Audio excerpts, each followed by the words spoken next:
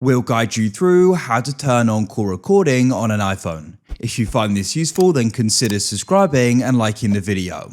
Here we are on an iPhone, and so you want to be able to record phone calls. We'll guide you through turning this on.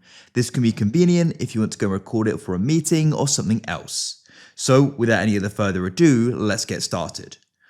So you need to go and find the settings on your iPhone. As you can see, here they are. Tap on them to open them up.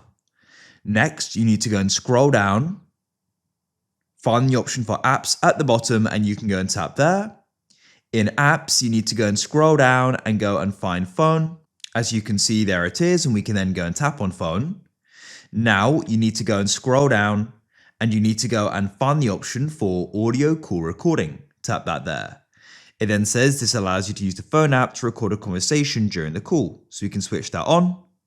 Now I'll just go and have a phone call and I'm going to guide you through what it then goes and looks like. You can see we're getting a call here. Let me go and answer it. I'll tap on it.